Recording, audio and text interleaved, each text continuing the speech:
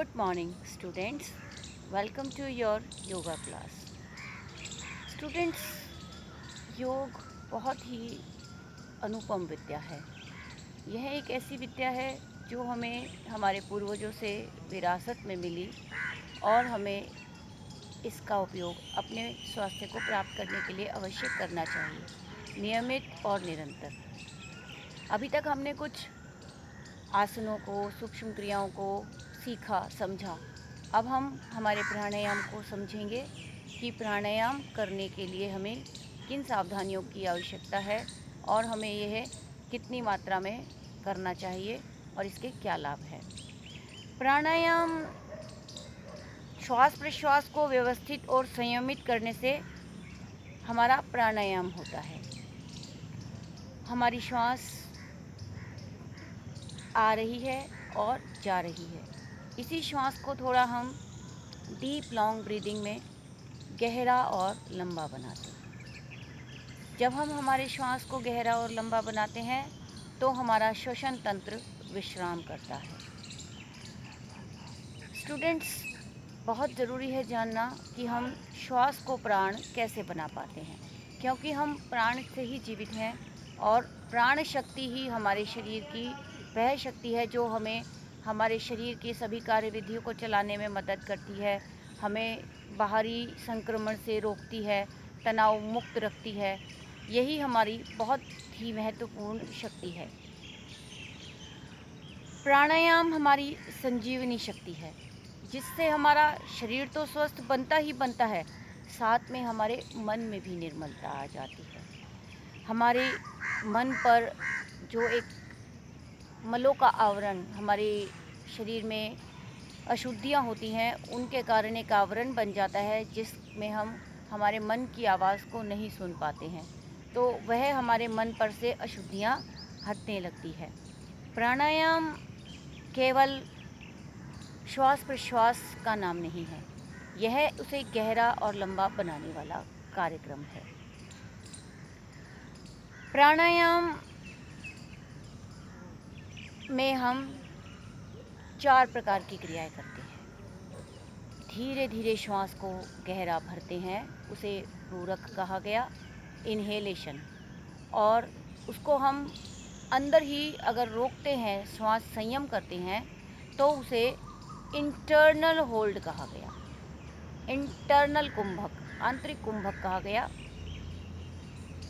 और जब हम श्वास को धीरे धीरे बाहर निकालते हैं तो उसे एक्सटर्नल, आपको एक्सेलेशन कहा गया, उसे रेचक कहा गया।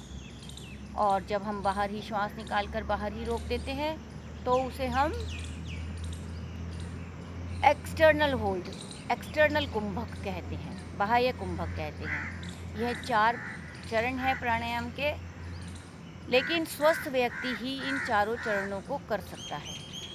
स्वस्थ होने के लिए हमें हमारी नाड़ियों को शुद्ध करना है, जिसके लिए हम धीरे धीरे पहले अनुलोम विलोम प्राणायाम का अभ्यास करते हैं। अनुलोम विलोम प्राणायाम मैंने आपको कल सिखाया था कि कैसे करते हैं, जिसमें हम हमारी लेफ़्ट नॉस्ट्रिल से धीरे धीरे सूक्ष्मता से इनहेल करते हैं और हम उसी को राइट नॉस्ट्रिल से धीरे धीरे सूक्ष्मता से बाहर कर देते हैं। इसी प्रकार हम राइट से इनहेल करते हैं और लेफ़्ट से एक्सहेल कर देते हैं। यह हमारा हुआ अनुलोम विलोम प्राणायाम।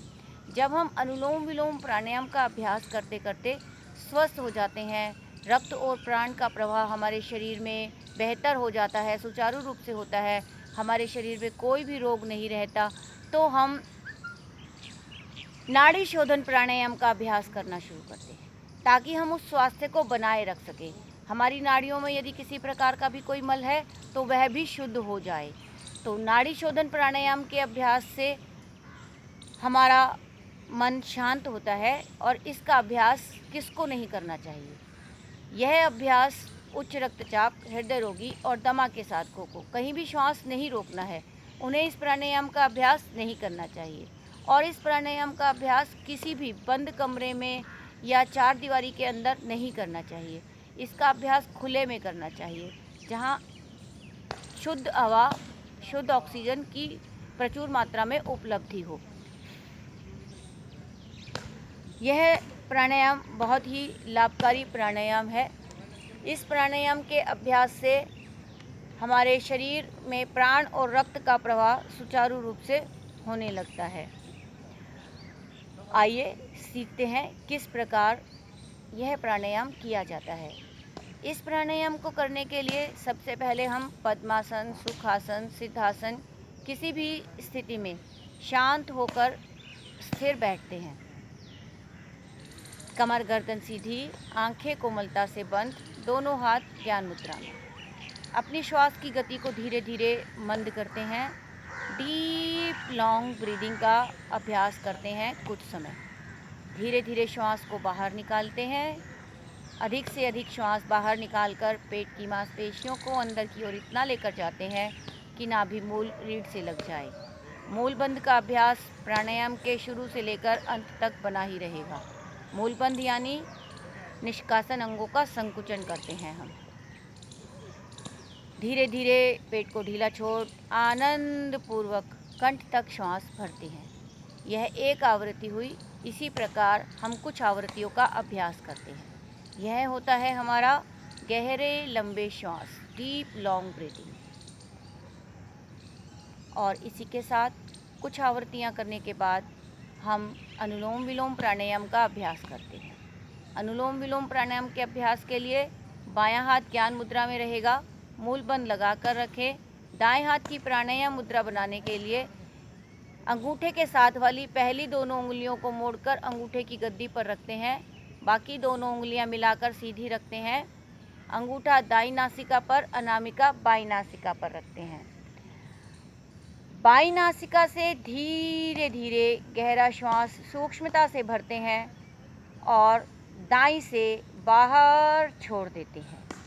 इसी प्रकार दाईं नासिका से गहरा श्वास सूक्ष्मता से धीरे धीरे ग्रहण करते हैं और अंगूठे से दाईं नासिका बंद कर बाईं नासिका से अनामिका हटाते हुए धीरे धीरे श्वास को बाहर छोड़ देते हैं। यह एक आवृत्ति हुई। इसी प्रकार कुछ आवृत्तियों का अभ्यास करते हैं हम। शांत मन से, गहरी एकाग्रता और पूर्ण जागरूकता के साथ हम अनुलोम विलोम प्राणायाम के अभ्यास को नाड़ी शोधना प्राणायाम अभ्यास में बदलते हैं। इस प्राणायाम में हम एक निश्चित मात्रा में बाईं ओर से श्वास को ग्रहण करते हैं। इंटरनल होल्ड करते हैं दुगनी मात्रा में और दुगनी ही मात्रा में दाईं ओर से श्वास को बाहर छोड़ देते हैं। दाईं ओर से गहरा श्वास जब हम बाहर छोड़ दिया तो उसे एक उतनी ही निश्चित मात्रा में रोकते हैं। इसी प्रकार राइट साइड से भी करते हैं। Inhale from the right side in a particular quantity. एक निश्चित मात्रा में दाएं ओर से गहरा श्वास भरते हैं और अंदर ही उसको रोकते हैं दुगनी मात्रा तक। और जब हम बाईं नासिका से छोड़ते हैं तो भी हम दुगने ही समय तक छोड़ते हैं और बाहर छोड़कर निश्चित मात्रा तक रुकते हैं। यह एक आवृत्ति हुई। इसकी कम से कम 3 से 5 आवृत्तियां हमें एक बार में करनी चाहिए। बहुत ही सरल और लाभकारी क्रिया है। दाईं ओर की हमारी नाड़ी ईड़ा नाड़ी, जिसे हम पिंगला नाड़ी, जिसे हम सूर्य स्वर कहते हैं। बाईं ओर की नाड़ी हमारी ईड़ा नाड़ी, जिसे हम चंद्र स्वर कहते हैं। दोनों ही स्वरों में संतुलन और संयमित होते हैं। दोनों ही स्वर, हमारा शरीर तनाव मुक्त होता है, रक्त का परिसंचरण बढ़िया बनता है। और यह हम जानते हैं तनाव और हमारे रोग प्रतिरोधक क्षमता में गहरा संबंध है। जैसे जैसे हमारा तनाव बढ़ता है हमारे शरीर की रोग प्रतिरोधक क्षमता घटती है और जैसे जैसे हमारा तनाव घटता है हमारे शरीर की रोग प्रतिरोधक क्षमता बढ़ती है। तो यह प्राणायाम हमें तनाव मुक्त कर अनेक मानसिक रोगों से दूर करता है, शारीरिक रोगों से दूर करता है, भावनात्मक स्वास्थ्य हमारा संतुलित होता है, जिसके कारण हमारी शरीर के सभी तंत्र अपना सही काम करने लगते हैं, उनकी कार्य क्षमता बढ़ जाती है, और हमारे शरीर को शारीरिक, मानसिक, भावनात्मक रूप से स्वास्थ्य प्राप्त होता है और हम अपने शरीर की रोग प्रतिरोधक क्षमता को बढ़ा सकते हैं योग के माध्यम से, इस क्रिया के माध्यम से, जिससे हम प्रेजेंट में कोरोना नामक विश्व बीमारी से हम बचाव भी कर सकते हैं अपना, और अगर किसी को हो भी जाता है तो हम इससे छुटकारा भी पा सकते हैं। बहुत ही सरल और लाभकारी प्राणायाम है नाड़ी शोधन प्राणायाम।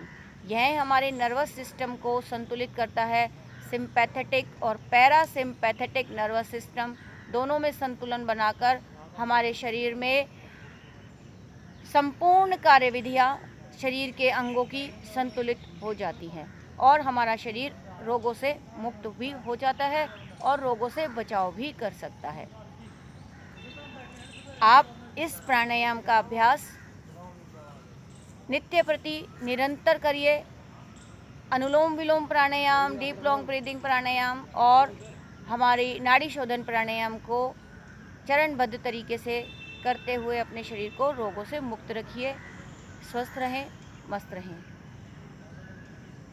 आज के लिए इतना ही स्टूडेंट्स। आशा करती हूँ आप इस क्रिया को सीख गए होंगे और इसका अभ्यास नित्य प्रति करेंगे। Thank you. ओम शांति शांति शांति।